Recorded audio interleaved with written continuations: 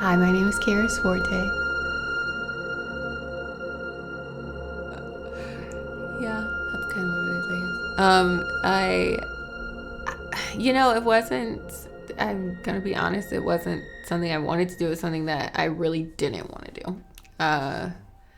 My fiance, who I also make other films with, Spencer, he and my mom both have always been pushing that I should direct something, and I really didn't want to do it. I've watched Spencer direct a lot of things, and I just was like, I don't have that special thing to do that. So I didn't want to. And then Robbery kind of just worked that way because when someone wanted to shoot it, I thought, I can't let someone else direct it because I wrote it. I don't know, that I just felt like I had to control it then.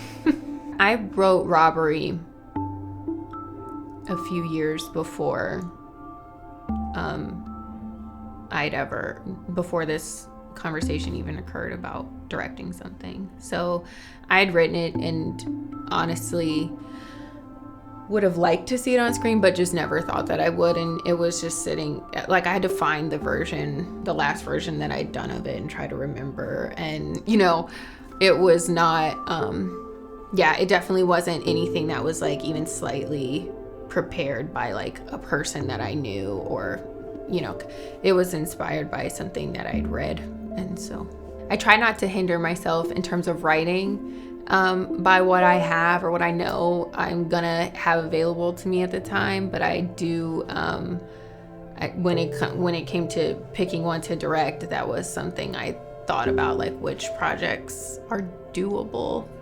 The DP in particular, she had such a huge part in it because it was her looking for something to shoot. And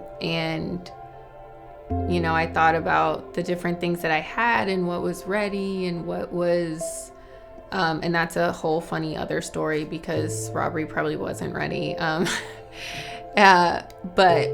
what fit her and what, I could do at the moment and what I felt cool with directing. And also I just really the Robbery's just lighthearted and a little bit weird, and I kind of like the challenge of trying to communicate, I guess, my own sense of humor. It feels like a really big challenge, a scary challenge.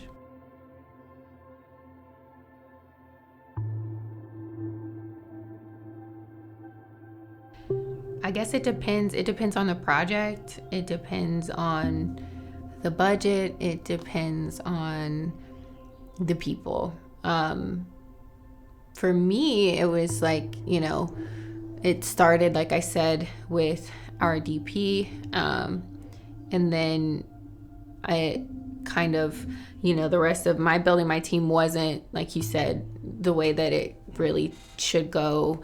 And it was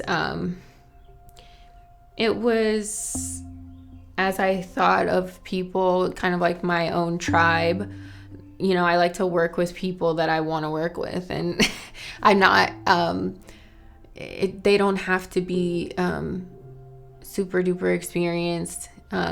Someone should be, some few people should be. It'd be great if we all were, but also I'm not, and so for example, I wanted my AD to be someone who was really, really strong at that because they would be standing right next to me and helping me through that process. Whereas maybe my producer could be newer to it and I could kind of assist with that too. But it was really about people that I wanted to be with, people that I want to work around, people that I trust and who like the story that I'm telling, who want to do it.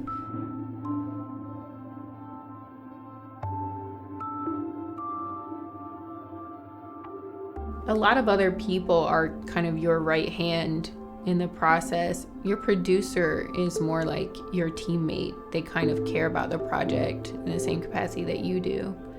And so you find them, and then you together find everyone else, and you kind of do everything, not necessarily like at the same time or in the same room, but everything goes through the two of you, and that it's just important to have that person that kind of cares about it as much as you do. I'd say they're the first person. I'd probably, I think you just don't fight the wave, you know. If you start out a project with you and a friend who's an actor, then your actor's your first person, you know. Or if if it were Spencer and I, and this hadn't involved then again it would have been me and the DP, because he would be the DP. It could have been anyone. I think that if you're starting it, going step by step, and you're doing it yourself so far, you need the next person, go for your producer. But if you already know who you want your DP to be, you can get that person first. Like, that's fine. Like, just, I think you shouldn't fight the wave. It's not like you should sit on the idea of who you have for your DP because you're waiting to find the right producer to do it for you, because and then when you go to get that DP, they've got another job. It's like, why did you fight the wave? Just like, that part, go for it, get that one done, and then move to the next person. Whatever works for you.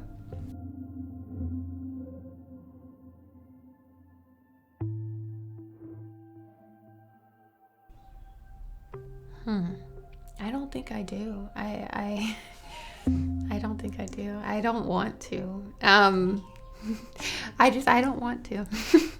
I am such a neurotic person and such a people pleaser, and just very, self-conscious and anxious. And if I start to think about who's gonna watch it, I'm gonna start making things the way I think they want to see it, and that will start to mess me up. I think I've also start to just now, as I'm in the early part of my 30s, thinking about how I used to think my story was so unique that no one wanted to hear it. And now kind of starting to understand that I'm a tiny person in a huge world, so it is really unique. But I'm also not that, I'm not that different. It's the details that I think nobody's going to relate to that random people out there do relate to, and that's what they like. I think the more detailed and the more specific you are, the more people actually can get into your characters and relate to them, whether it's because they're like you or they're like that character, or if it's because they know someone like that or they've seen someone like that. But yeah, it's never, nobody wants to watch a film about general people doing general things. So I just try not to think about who's watching it.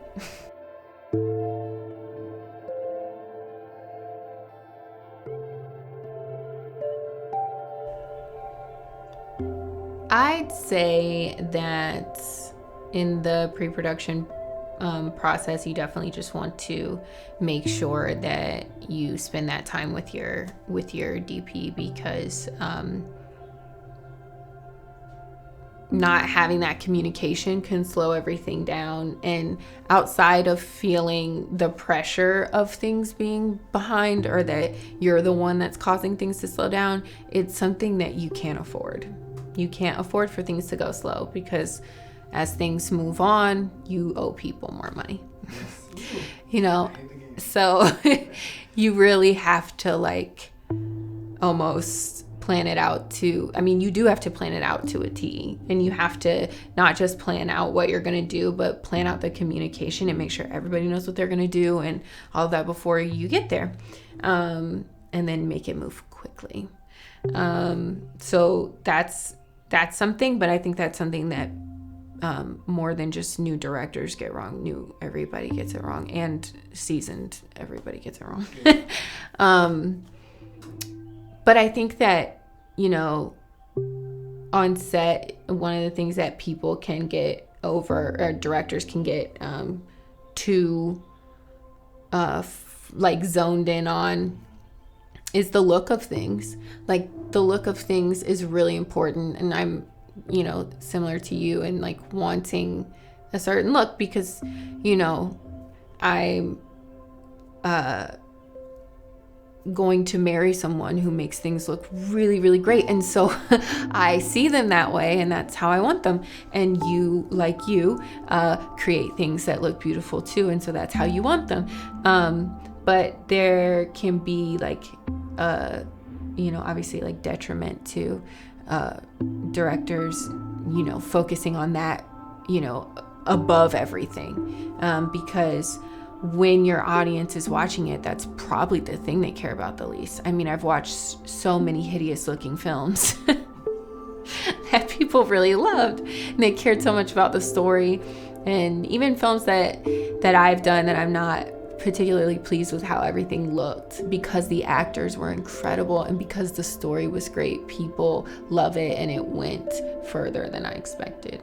And so you know, there are really important things and that you should focus on, but as the director, like, your job is to get the performance that you're looking for. And of course, if you wrote it, it makes everything seem big, because everything's already the director's priority, but definitely if you wrote it, like, every little thing is envisioned by you already. So I know it's difficult, but definitely focus on your actors.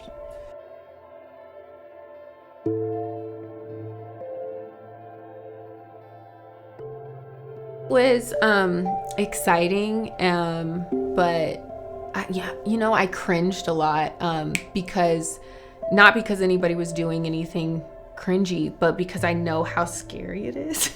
You know, because you're sitting there wondering as an actor, like, is this what they meant by this line? And you can't ask, you just have to guess and go with it, or, you know, make a choice and go with it. And so I just felt bad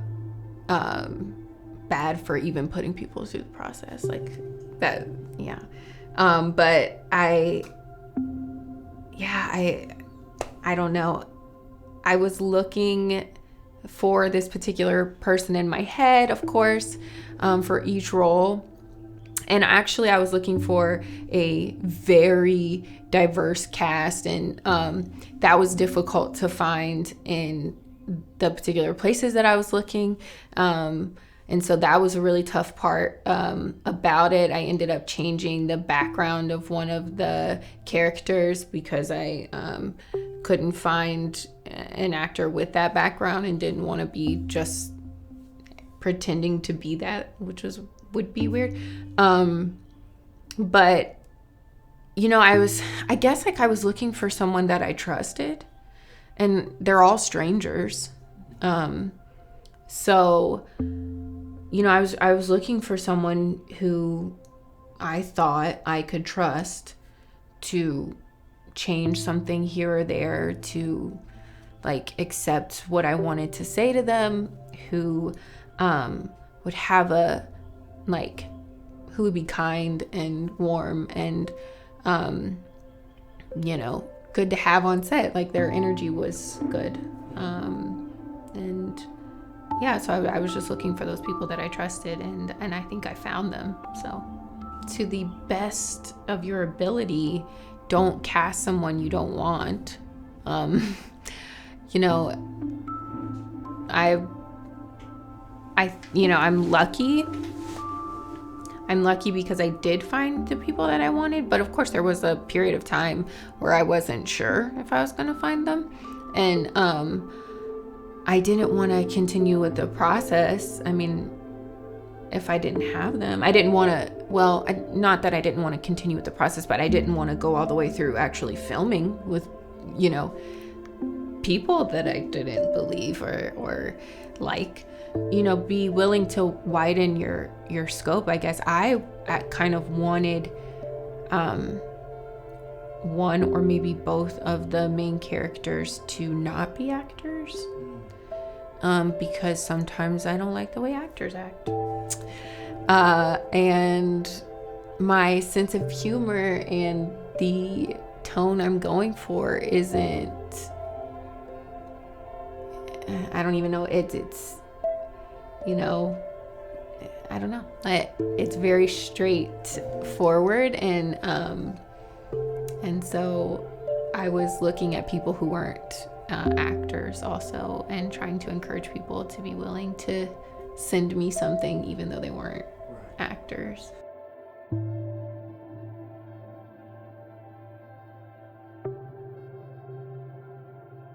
They know how to communicate with people, and not just like one kind of person, because there's so many different kinds of actors. I've really not been screamed at or disrespected on set. I hope I never have that happen to me. But maybe there are people who genuinely, like, actors who maybe genuinely like want that experience to get them into a certain role, but then, you know, I'm not that person. So if that person asks you to yell at them to get them to cry, great, you know. But, you know, I think that, you know, just being able to like understand people, to be an empathetic person, I guess. You know, you have to be empathetic, because you have to not only communicate to your actors and care about how they're feeling and therefore then what they do on screen, but the characters, like if you don't understand people, how are you telling a story about people? And how are you getting other people to make those characters come to life when you don't relate to life? You know what I mean? Like you have to be an empathetic person, and I mean, in my opinion, in order to make people who aren't actually those people seem like those people, you know? So I would say that's the biggest thing for me. You know, with Robbery, one of the things that was really important to me was once I got the actors, and I was in LA at the time, and I only have one actor in LA, but he is my lead. I put together a time for him and my fiance, who's the executive producer, and my producer, Alita Miles, to all meet together. And he thought it was like an interview or something. And I was like, no, we're just hanging out. Like, we just want to get to know you. And we want you to get to know us. And like, you know, when the day comes, I want us to be able to just like talk to each other. And I think that that's important. And I think that when I've done work that I like, I'm comfortable with the people there, or with some of them at least.